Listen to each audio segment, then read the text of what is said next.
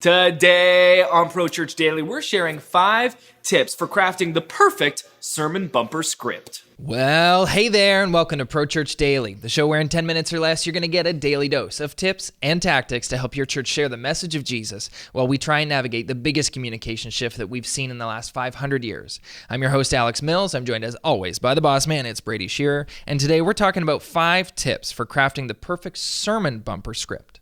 Sermon bumpers, Alex, are that 30 to 60-second video that you play, perhaps to transition in service from the announcements to the message. It's what we do at my church. Really a great way to cue up the message as the pastor prepares, walks out on stage, has their Bible, just getting everything ready to go. And what's great is that it's especially helpful at setting the atmosphere and doing a little bit of a teaser when it comes to what the congregation should expect with the upcoming message. Now, with that being said, scripting a sermon bumper is not something that most find easy. And what I see with a lot of sermon bumpers is they become this really wordy, really descriptive, overly verbose, not teaser of the trailer, but essentially a full explanation of the message. Yeah, and we see that in movie trailers too. There's nothing worse than when a movie trailer comes out, you've been waiting for this film, you know, the Avengers is coming out, and you watch the trailer, it's 4.5 minutes long. It's like, well, I don't have to go see the movie now. You just told me the whole script. Like, I'm good. Exactly. That's really disappointing. I hate when that happens. That's why movements like Star Wars Pure and Marvel Pure come out, because you can't even trust trailers anymore. Right. It's going to give away everything. Yeah. Similarly, you don't want to give away everything with your sermon bumper within the script. So we wanted to offer 5 tips for crafting the perfect sermon bumper script. And I've been creating sermon bumpers for now more than half a decade for churches all around the world. It was one of the first products that we offered for churches. I think if you still go to sermon bumper with an S? I don't know. Sermon bumper? Sermonbumpers.com. Sermonbumper.com, sermonbumpers.com. Someone try that. We'll see what happens. And we'll make one for you. And if you land on there, buy one and we'll make one for you. So we've done this so much. Here are the 5 biggest tips that I've learned from creating all these different scripts. First, you want to keep it short. Punchy, short sentences, short words. I mentioned being overly verbose a moment ago. That is one of the cardinal sins that I see with sermon bumper scripts. You don't want to have lines and lines of text.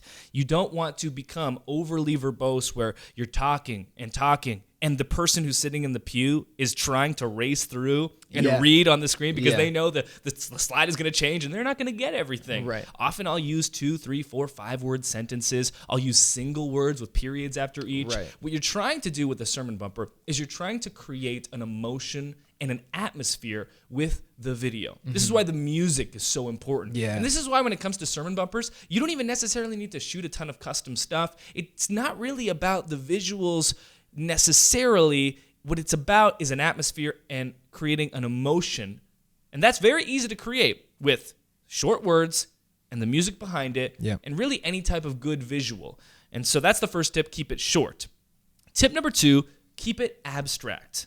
What you don't want to do is make very explicit word for word statements. You want to create this emotion. And the type of words that are best at creating emotion are abstract. So you're trying to not explicitly state what's going to happen. You're not doing a hermeneutical exposition of a scripture here, right? You're not getting into the Greek and the Latin and the Hebrew and the Aramaic. What you're doing is you're creating atmosphere, you're creating emotion. And so the more abstract language that you can use, think poetry, think the Psalms, think the Proverbs, okay? You're not getting into, he begat, he begat, he begat. You're just doing basically a little psalm, even though I walk through the valley. Whoa, there's some emotional and some rich imagery right there. I walk through the valley of the shadow of death. That would make exceptional sermon bumper scripts. There you go. Well, I think you're trying to create intrigue with these sermon bumpers. You're setting up, your pastor for success to get up on stage and fill in those blanks. And that leads us right into your next tip, which is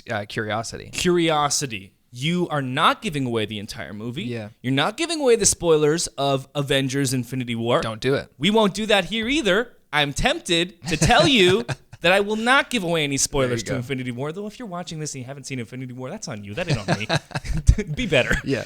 And you want to create curiosity with your sermon bumper script so that when your pastor walks onto stage to deliver his or her message to the congregation, they are set up with the right emotion. Yeah. And the atmosphere in the room is correct, but they don't know what's about to happen. They have a kind of rough idea. They've got the abstract. They're in the right emotional state that you want them to be in, Yeah. but you're not about to walk up there and explain what has already been explained Right. in the sermon bumper. Yeah, you want to answer the questions that have been, like aroused by watching the sermon bumper. The word that you used, especially there, I liked intrigue, Yeah. curiosity. Tip number 4, emotional. I don't know how much more we need to talk about this. We've been pretty upfront about that thus far in this episode. You want to create an atmosphere. You want to create emotion. So if you're doing a very epic series called Gravedigger, of course. you might want to have some epic music and some epic words to accompany that, Yeah. so that when your pastor walks onto stage, everyone knows, oh yeah, this is going to be a life or death sermon series. Right. And then he doesn't go into like Song of Solomon. Exactly. You don't want that type of contrast. You want everything to flow correctly and along the same vein. Yeah. All the water moving in the same direction. Yeah, the emotion that you set up with the sermon bumper, like you said, has to be congruent with the actual sermon itself. Congruency. You You're like dropping. that? You Look like at that? you little word Yep. Smith. That's me. I can write a script for you using these words if you'd like, sermonbumpers.com.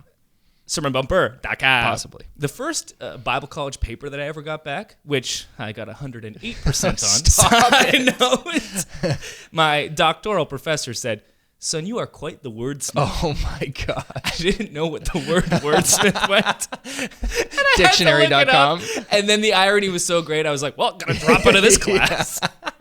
Fifth and final tip for crafting the perfect sermon bumper script is incomplete. And this goes along with curiosity. It goes along with all good storytelling. You're not there to answer the question that you're proposing. You're there to propose a question and create that cliffhanger, create that open loop in your church's mind where they have this curiosity, this intrigue, but you haven't come in and closed that loop. Yeah. Lost did an amazing job of this. Oh, yeah. They were kind of the first really mainstream, especially drama on TV that did this well, where every single episode would end and they'd open a new loop. And then you're like, well, Yes, they would. I have to watch the next episode. Yes, see you next it's Wednesday. 3 a.m. I'm binging this 8 years after it was released because I'm 20, but I got to keep watching. Right. And then they don't answer the question in the next one. They just open another loop and you're Yeah. like, darn it, Yeah. what's in the hatch? I Endless gotta know loops, what's- yeah. I Smoke gots to monsters, know. yeah. Oh, the smoke monster. Yeah.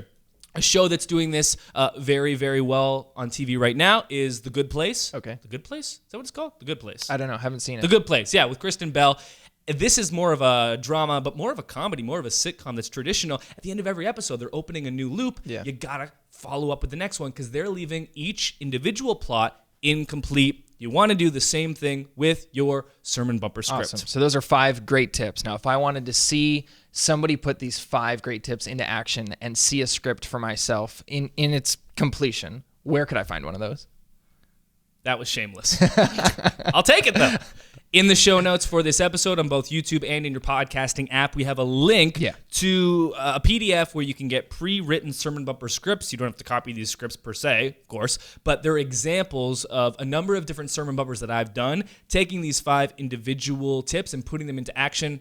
You don't need your email or anything. Just click on the link. Right. You can see the PDF directly if you're listening on your phone or if you're watching on YouTube, and you can browse through the sermon bumpers that we've done. Of course, sermonbumpers.com. Someone go there because I want to know what happens when you do go there. Right. That'll do it for today's episode of Pro Church Daily. We'll see you next time. Thanks for watching today's episode of Pro Church Daily. Make sure to subscribe to this channel so you never miss another video. And if you like this video, come on, why don't you go ahead and like it? We'll see you in another one.